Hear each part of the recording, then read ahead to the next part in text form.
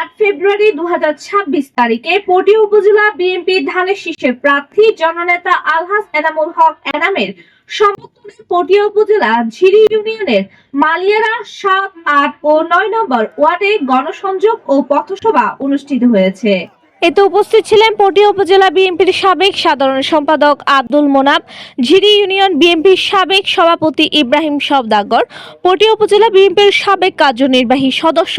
ও ঝিরি ইউনিয়ন বিএনপির সাবেক সিনিয়র সহসভাপতি আহমেদ হোসাইন, ঝিরি ইউনিয়ন বিএনপি নেতা ও বিশিষ্ট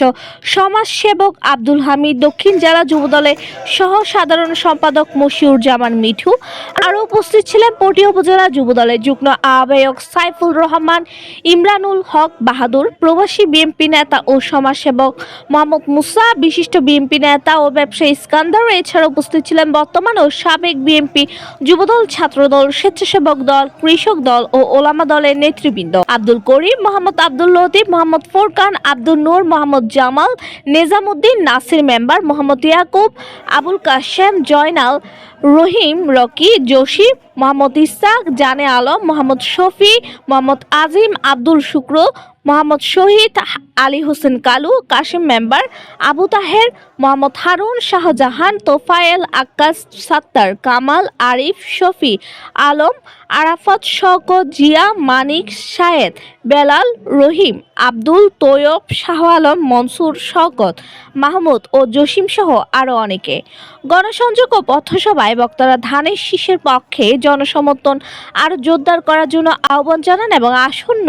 নির্বাচনে বিএনপি প্রার্থী আলহাজ এনামুল হক এনামকে বিজয়ী করার প্রত্যয় ব্যক্ত করেন। ওনার পরিবার, আত্মীয় স্বজন,